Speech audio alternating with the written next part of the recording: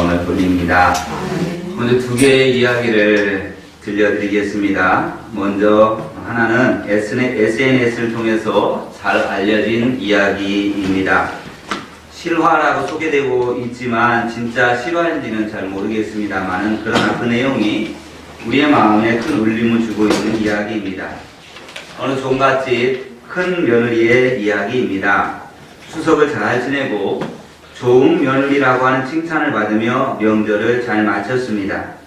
명절에 어찌 좋은 일만 있겠습니까마는 그는 불평스러운 일을 참으면서 명절을 보냈고, 시어머님이 싸주시는 명절 음식을 거부하지 않고 차에 실었습니다. 작은 며느리는 시어머니가 싸주신 음식을 가져가지 않겠다고 소신껏 이야기를 했지만, 그녀는 큰 며느리이기 때문에 기꺼이 가져가겠다고 하니까 시어머니가 검은 봉투에 바리바리 음식을 싸 주었습니다. 인사를 하고 집으로 가던 길에 그는 시어머니가 싸주신 음식을 한 휴게소 쓰레기통에 모두 버려버렸습니다. 그리고 집에 도착하니 시어머니가 이때쯤 도착했으려니냐 하고 그 며느리에게 전화를 했습니다. 그리고 이런 말씀을 하십니다. 큰애야, 수고가 많았다. 작은애가 눈치챌까봐 내가 음식을 싸면서 작은애 몰래 검은 봉투 안에 300만 원을 넣어두었다. 그 돈은 애비도 모르는 것이니까 너만 알고 너만을 위해서 써라. 먹고 싶은 거 마음껏 사 먹고 옷도 좀 사고 그래라. 이 애미가 난리에서 품삯으로 받은 돈인데, 그래서 10,000원짜리도 있고 50,000원짜리도 있고 5,000원짜리도 있어. 다음에 벌면 또 넣어줄게. 그 소리를 듣는 순간에 하늘이 노래졌습니다.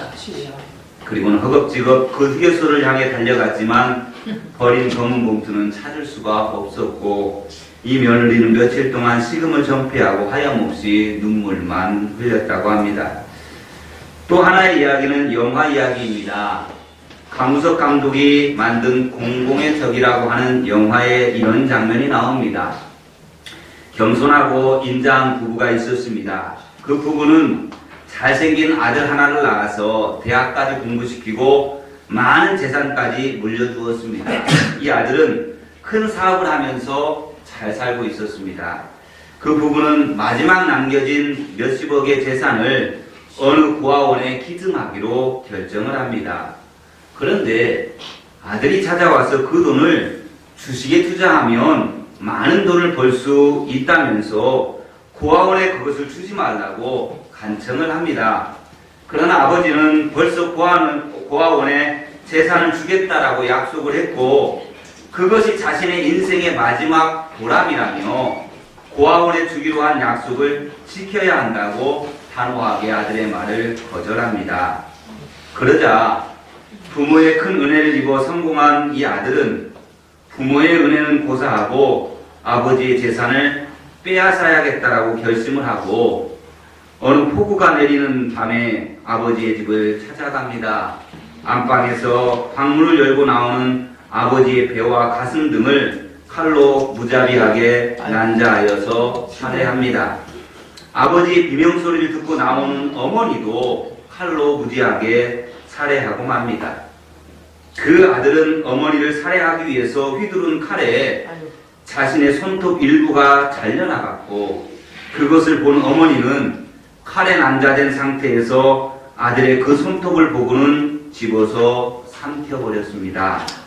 혹시 경찰의 조사 과정에서 그 손톱이 증거물이 되어져서 아들이 살해범으로 발각될 것을 염려하여서 숨을 거두면서까지도 온 힘을 다해서 그 손톱을 주워 자신의 입에 넣고 삼킨 것입니다.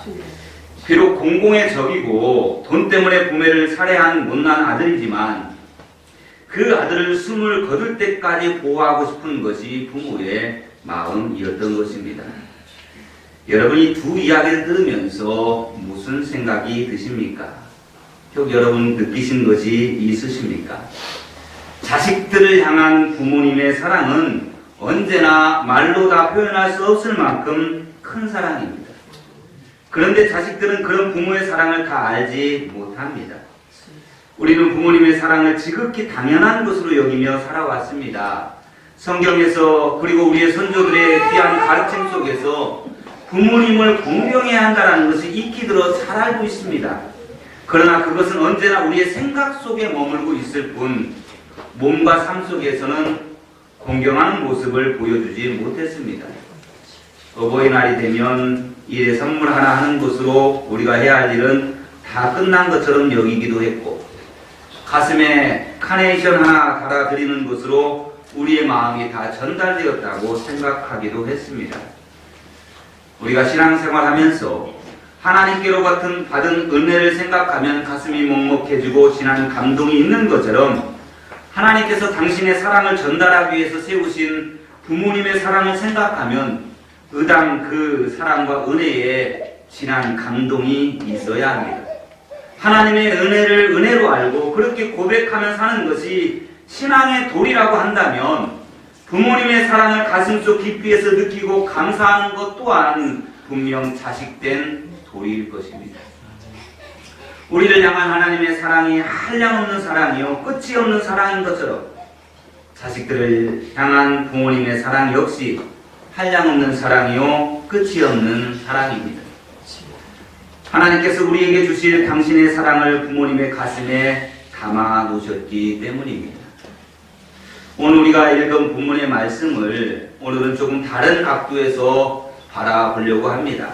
오늘 본문의 내용은 예수님께서 12살이 되었을 때 부모님과 함께 예루살렘에 올라가셨고 명절을 지내고 다시 갈릴리로 되돌아오는 과정에서 예수님께서 예루살렘 성전에 머물러 계시면서 랍비들과 이야기를 나누고 계셨다라고 하는 사실을 알려줍니다. 예수님께서는 이미 12살 되셨을 때부터 성전을 내 아버지의 집이라 라고 말씀하셨던 것처럼 하나님의 말씀인 율법에 대해서 이야기를 나누실 정도로 하나님을 사랑하는 마음이 간절했던 것을 본문을 통해서 우리는 잘 알 수가 있습니다. 그런데 오늘 본문을 아버지인 요셉의 입장에서 한번 생각해 보겠습니다. 그동안 우리는 어머니 입장에서 많은 것을 생각해 보았습니다. 어버이날이 되어도 어머니에 관련되어진 설교는 많이 들어보았습니다. 그런데 오늘은 우리가 좀 시각을 달리해서 아버지의 시각에서 한번 이 사건을 조명해 보십시다. 우리가 잘 알고 있는 것처럼 예수님의 잉태는 아버지 요셉의 입장에서는 전혀 예상하지 못했던 사건입니다. 마리아와 정혼하고 아직 결혼도 하지 않았는데 어느 날 마리아가 자신의 임신 소식을 전합니다. 그리고 자신이 임신한 아이가 하나님의 아들이라고 천사가 그렇게 알려주었노라고 말합니다. 마리아의 그런 이야기를 황당하기 그지없지만 요셉은 그 모든 것을 받아들입니다. 그리고 그 아이의 출생도 쉽지가 않았습니다. 로마 황제로부터 호적을 하라고 하는 명령이 내려지자 갈릴리에 살던 요셉은 아내 마리아를 데리고 고향인 베들레헴으로 찾아갑니다. 갈릴리 나사렛에서 유다 지역에 위치한 베들레헴까지의 거리는 결코 가까운 길이 아닙니다. 거리상으로 약 150km 정도 떨어져 있는 거리입니다. 걸어서 이동을 한다면 일주일이 넘게 걸립니다. 그 길을 만삭이 된 아내 마리아를 데리고 갔으니까 그 거리가 멀어서 힘든 것뿐만 아니라 힘든 아내를 데리고 가야 한다는 것이 남편 요셉의 입장에서는 훨씬 더 힘이 들었습니다. 그래서 베들레헴에서 아기 예수님을 출산을 하지요. 그런데 그것만이 아니에요. 아기를 출산하고 나서 헤롯 왕이 아이를 죽이려 한다라고 하는 천사의 말을 듣고 아기와 산모를 데리고 다시 더 멀리 애굽까지 피신을 가야만 했습니다. 몸도 풀지 못한 아내와 그리고 이 갓난 피부치 이 갓난아이 예수님을 데리고 저 애굽 땅까지 타국 땅까지 아무도 알지 못하는 그곳까지 피신을 가야 하는 그러한 신세. 헤롯이 죽은 후에야만 갈릴리로 돌아올 수 있었지만 아기 예수님의 탄생부터 시작해서 아버지 요셉이 거쳐야 하는 그 과정은 결코 쉬운 일이 아니었다는 겁니다. 유대인들은 남자아이가 태어나면 겪어야 하는 과정이 있습니다. 태어난 지 8일이 지나면 할례를 행해야 합니다. 그리고 3살 때부터는 술을 단 옷을 입어야 하고 5살 때부터는 두루마리에 기록된 성경, 율법을 어머니로부터 배웁니다. 그리고 10살이 되면 미시나라고 불리우는 탈무드를 공부하고 13살이 되어지면 소위 언약의 아들이라고 하는 성인식을 하게 됩니다. 이때부터 그는 유대인으로서 이스라엘의 총회 회원이 되어집니다. 성인으로 이제 인정을 받게 되어지지요. 그리고 13살이 되어져서 성인이 되기 전에 12살 때에는 반드시 언약의 아들인 성인이 되기 위해서 언약식에 대한 그러한 성인식에 대한 그러한 교육을 받기 위해서 그리고 체험하기 위해서 내년에 내가 이 언약의 아들 성인이 되어지니까 그 전에 공부하기 위해서 예루살렘에 먼저 방문하기도 합니다. 오늘 본문에서 바로 예수님께서 6월절에 부모님을 따라서 예루살렘에 가게 된 이유도 바로 여기에 있습니다. 내년에 성인식이 있는데 그 전해에 예루살렘에 방문했던 것이죠. 유대의 전통에 의하면 12살인 예수님은 아직 언약의 아들이 되는 성인식을 거행하지 않는 나이인지라 부모의 보호를 받아야만 합니다. 그래서 예루살렘을 방문할 때부터 돌아올 때까지 아버지 요셉의 보호 아래 있어야만 합니다. 아직 성인식을 하지 않은 12살의 아들을 데리고 이 갈릴리 나사렛에서부터 출발해서 예루살렘까지 오가는 것도 쉽지 않은 길이었거니와 예루살렘에서 6월절 절기를 지킨다는 것도 쉽지 않은 일입니다. 왜냐하면 당시 예루살렘의 인구가 약 3만에서 10만 명 정도로 추정을 합니다. 그리고 6월절이 되면 전국에서 모이는 인구가 약 20만 명 정도가 모입니다. 평소 살고 있던 인구의 2배, 3배 이상이 예루살렘으로 모여들기 때문에 이 절기에 아이들을 데리고 온 부모들은 바짝 긴장할 수밖에 없습니다. 오늘 본문은 바로 그런 상황 속에서 일어난 일입니다. 6월절을 마치고 돌아가다가 하루가 지나서야 아들 예수님이 보이지 않는다라는 것을 발견하게 됩니다. 그리고는 아들을 찾기 위해서 다시 예루살렘으로 되돌아가고 예루살렘을 3일 동안 샅샅이 찾아 헤맨 후에 성전에서 아들을 다시 만나게 됩니다. 여러분, 그때까지 아버지 요셉의 마음이 어떻겠습니까? 요셉의 마음속에는 아들에 대해서 2가지의 마음이 늘 있었습니다. 하나는 앞서 말씀드린 것처럼 아들을 잉태하고 그 아들이 태어나면서부터 겪었던 수많은 그 어려움들, 그것들을 늘 생각했습니다. 일반적으로 부부가 결혼해서 아이를 낳는 그런 평범한 가정 속을 거쳐서 태어난 아이가 아니었다라는 거죠. 갓난아이를 데리고 애굽까지 피신을 가야만 했던 것도 아버지 요셉이 겪어야 했던 고생은 너무너무나 큰 고생이었습니다. 고생하면서 키운 아들인데 그 아들을 성인식을 치르기에 앞서 방문한 예루살렘에서 잃어버린 것입니다. 요셉의 마음속에 있는 또 하나의 생각은 마리아로부터 들은 이야기입니다. 그 아들은 자신과 아내 마리아 사이에서 태어난 아이가 아닙니다. 아직 결혼도 하기 전에 성령으로 잉태된 아이입니다. 마리아의 말에 의하면 하나님의 아들이라고 합니다. 하나님께서 당신의 백성을 죄로부터 구원하기 위하여서 보내주신 특별한 하나님의 아들이라는 겁니다. 요셉에게 아들 예수는 그렇게 소중한 아들이었습니다. 다른 누구보다도 정이 많이 갈 수밖에 없는 아들이고 잘 키워야만 되는 아들이었습니다. 그가 그 아들을 키우면서 고생했던 것도 고생이지만 하나님이 자기 가정에게 주신, 하나님이 자기 가정에 맡겨주신 하나님의 아들이기 때문에 그래서 더 소중했습니다. 그런데 그렇게 소중한 그 아들을 잃어버렸습니다. 6월절을 지내면서 받았던 은혜와 감격이 한순간에 다 사라져버립니다. 아이들이 보이지 않는다라는 사실을 안 순간부터 요셉의 눈앞은 하얀 백지가 되어집니다. 시간이 흐를수록 마음은 온갖 걱정과 근심으로 가득하게 되어집니다. 성년식을 치렀다면 자기 앞가림은 자기가 해야 될 나이가 되었으니까 라고 생각할 수 있지만 아직 아들 예수는 성년식을 치르기 전입니다. 부모가 전적으로 양육하고 보호하고 책임을 져야 하는 나이입니다. 그런데 자신의 소홀함 때문에 벌어진 일이기는 했지만 아들을 잃어버렸습니다. 그 아들을 찾아 나서는 아버지의 마음은 어떠했겠습니까? 우리 이마이가 어렸을 때에 말도 잘 하지 못하고 이제 갓 걸어서 다닐 정도의 그런 나이 때에 서울에서 부목사 생활을 하면서 청년들을 데리고 남이섬으로 청년 야외를 간 적이 있습니다.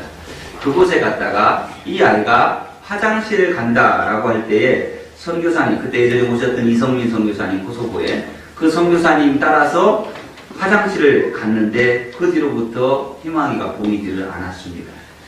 그곳은 섬입니다. 섬이니까 배 타고 들어오는데 만약에 군중들에 휩쓸려서 이 아이가 그냥 배를 타고 나갔다라면 이 아이는 찾을 길이 없습니다. 혹시라도 섬이기 때문에 섬 주변을 헤매다가 그곳에서 물에 빠지기라도 했다라고 하면 더 큰일입니다. 이 아이를 잃어버리고 나니까 아무 생각이 안 드는 거예요. 누구의 소리도 들려오지 않습니다. 아무것도 보이지가 않는 거예요. 오직 이 아이를 찾아야 되겠다라고 하는 그런 마음밖에 없었습니다. 이 아이를 찾아 헤맬 때의 그때의 그 마음은 아이를 잃어보지 못한 부모라면 그 마음을 헤아릴 수가 없을 겁니다. 이 아이를 다시 만날 수도 없을 거라고 하는 그러한 간절한 그러한 아픔의 마음이 아무것도 생각나지 않게 만들었다라는 거죠. 아이를 한 번이라도 잃어버렸던 경험이 있다라면 이 정도의 마음은 다 이해가 할 겁니다. 이 요셉의 마음이 어떠했을까? 오늘 본문은 그런 아버지 요셉의 마음에 대해서는 그러나 전혀 언급이 없습니다. 분명한 것은 아들 예수님을 찾을 때까지 그 3일 동안 아버지 요셉의 마음은 말로 다 표현할 수 없을 정도로 고통스러웠을 것입니다. 밤이 되어도 잠이 왔겠습니까? 등불을 켜들고 예루살렘 거리 구석구석을 누볐을 겁니다. 잠 안 자고. 그리고 성전에서 랍비들과 이야기를 나누고 있는 아들을 보는 순간 아버지 요셉은 아무 말도 할 수가 없었습니다. 오늘 본문에 언급된 것처럼 성전에서 아들 예수님을 만난 순간 어머니 마리아는 놀란 가슴을 끌어안고 말합니다. 얘야 어디 갔었냐? 네 아버지와 내가 얼마나 걱정을 하고 너를 찾아다니는 줄 아니? 다리에 힘이 풀려서 덜썩 주저앉아서 아들 예수에게 어머니 마리아가 그렇게 말하고 있을 때에 아버지 요셉은 한 말도 하지 않습니다. 아무런 말을 성경은 기록해 놓지 않습니다. 어쩌면 아버지의 요셉은 말을 할 수가 없었을지도 모릅니다. 아버지들은 말로 표현하는 분이 아니기 때문입니다. 아버지는 마음으로 울고 마음으로 이야기하는 분들입니다. 그렇다고 아버지가 고생하지 않았다는 것도 아니고 아버지가 걱정하지 않았다는 것도 아닙니다. 마리아의 말에서 알 수 있는 것처럼 아버지 요셉도 아들을 찾기 위해서 얼마나 근심하고 노력했는지 모릅니다. 그런데 말로 표현하진 않습니다. 그런 아버지에게 예수님은 순종하며 그 부모님을 받드심으로 그 사랑을 갚아주었습니다. 본문 51절에서 그걸 말씀합니다. 갈릴리 나사렛으로 돌아와서 예수님께서 아버지와 어머니께 순종하여 받드셨다라고 말하고 있습니다. 그 부모가 어떤 사람입니까? 오늘 본문에 표현된 대로 이해한다면 예수님께서 내가 아버지 집에 있어야 할 줄 알지 못하셨나이까? 라고 말한 것처럼 어쩌면 아들에 대해서 아직까지도 잘 이해하지 못하는 부모일 수 있습니다. 무엇이 진리인지 잘 알지 못하는 부모일 수 있습니다. 그렇지만 예수님은 그 부모님께 순종했습니다. 여기 순종했다라고 하는 말은 자신을 겸손히 낮추어 복종했다라고 하는 뜻을 가진 동사입니다. 그렇습니다. 예수님은 공생애를 시작하기 전까지 부모님께 전적으로 순종한 삶을 살았습니다. 부모가 자신의 마음이나 신앙을 다 헤아리지 못하는 분이라 하더라도 부모님이니까 그 부모님을 순종하며 섬겼다라는 말입니다. 부모님의 사랑을 아는 사람은 부모님께 순종하게 되어 있습니다. 비록 부모님이 자신을 다 이해해주지 못해도 나에게 사랑을 주신 분이기 때문에 순종합니다. 우리 부모님이 다른 사람들처럼 명예를 갖지 못하셨다도 존경합니다. 나를 사랑하시는 분이기 때문입니다. 우리 부모님이 다른 사람들처럼 나에게 유산을 물려주지 못하고 재산을 가지고 있지 못하고 가난하다 해도 그분을 존경하고 순종합니다. 왜? 그분만큼 나를 사랑하는 분이 없기 때문에 그렇습니다. 이것이 자식된 도리입니다. 그렇다면 여러분, 우리는 지금까지 부모의 사랑에 어떤 보답을 해드렸습니까? 부모님을 어떤 마음으로 대하며 사셨습니까? 하나의 이야기를 더합니다. 평생을 일그러진 얼굴로 숨어 살다시피 한 아버지가 있었습니다. 그에게는 아들과 딸 남매가 있었는데 그는 심한 화상으로 자식들을 돌볼 수가 없어서 고아원에 맡겨놓고 시골의 외딴 집에서 홀로 살았습니다. 한편 아버지가 자신들을 버렸다고 생각한 자식들은 아버지를 원망하며 자랐습니다. 그러던 어느 날 아버지라며 나타난 사람은 화상을 입어 얼굴이 흉하게 일그러져 있었고 손가락은 붓거나 없는 모습이었습니다. 저 사람이 나를 낳아준 아버지란 말이야? 그런 아버지의 모습에 자식들은 충격을 받았고 차라리 고아였던 것이 더 행복했다라고 아버지를 내모내 버렸습니다. 시간이 흘러 자식들은 성장해서 결혼을 하고 가정을 이루었습니다. 아버지는 여전히 자식들 앞에 나타날 수가 없었습니다. 혼자 외딴 집에서 삶을 살아야만 했습니다. 몇 년 뒤에 자식들은 아버지가 돌아가셨다라고 하는 소식을 들었습니다. 그동안 막내가 없었고 아버지를 인정하지 않고 살았던 자식들인지라 아버지의 죽음 앞에서도 별다른 슬픔이 없었습니다. 하지만 자신들을 낳아준 아버지의 죽음까지 외면할 수 없어 시골의 외딴 집으로 갔습니다. 외딴 집에는 아버지의 차가운 시신만이 기다리고 있었습니다. 마을 노인 한 분이 문상으로 와서 아버지께서는 평소에 입버릇처럼 화장은 싫다며 뒷살에 묻히기를 원했다라고 알려주었습니다. 하지만 자식들은 아버지를 산에 묻으면 명절 때마다 찾아와야 하는 것이 번거롭고 귀찮으니 화장을 하겠다라고 말하고는 화장을 하고 말았습니다. 아버지를 화장하고 돌아온 자식들은 다시 아버지의 짐을 정리해 태우기 시작했습니다. 아버지가 평소 덮었던 이불이랑 옷가지들을 비롯해 아버지의 흔적이 배어있는 물건들을 몽땅 집 밖으로 끌어내 불에 태웠습니다. 마지막으로 책들을 끌어내 불 속에 집어넣다가 비망록이라고 쓰인 빛바랜 아버지의 일기장을 발견합니다. 불길이 일기장에 막 붙는 순간 왠지 이상한 생각이 들어서 아들이 얼른 꺼내어 불을 껐습니다. 그리고 연기가 나는 일기장을 한 장 한 장 넘겨가며 읽기 시작했습니다. 그러다가 아들은 그만 눈물을 흘리며 통곡하고 말았습니다. 일기장 속에는 아버지께서 보기 흉한 얼굴을 가지게 된 사연이 쓰여 있었기 때문입니다. 아버지의 얼굴을 그렇게 만든 것은 바로 자신들이었습니다. 자신들이 어렸을 때 집에서 불장난을 하다가 집에 불이 났는데 그때 아이들을 불구덩이에서 구해내다가 그렇게 심한 화상을 입게 된 것입니다. 그 일기장은 먼저 죽은 아내와 아이들에게 쓰는 편지로 끝을 맺습니다. 아내에게 쓴 글은 이러했습니다. 여보, 내가 당신을 여보라 부를 자격이 있는 놈인지조차 모르겠소. 그날 당신을 얻고 나오지 못한 날 용서하구려. 울부짖는 어린아이들의 울음소리를 뒤로하고 당신만을 얻고 나올 수가 없었다오. 이제 당신 곁으로 가려고 하니 너무 날 나무라지 말아줘. 덕분에 아이들은 잘 자라고 있어. 비록 아버지로서 해준 것이 없지만 말이오. 그리고 자식들에게는 이렇게 썼습니다. 내 사랑하는 아들아, 알아.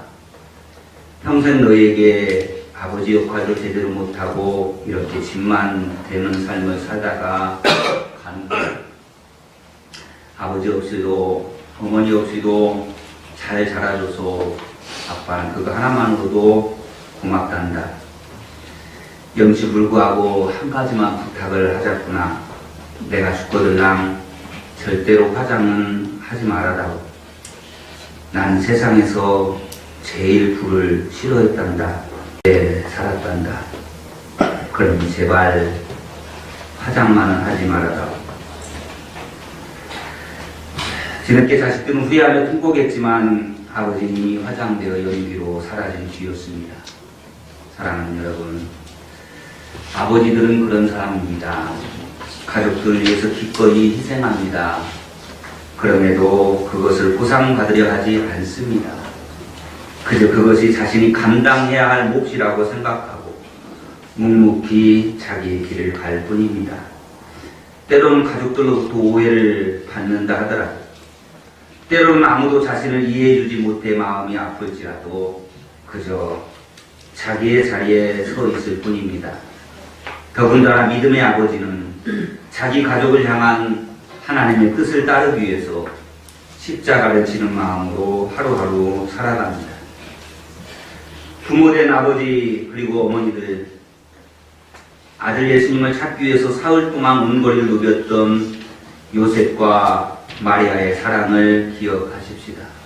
그리고 우리도 우리 자녀들의 영혼을 찾기 위해서 그렇게 애타해하며 그 영혼을 사랑하십시다.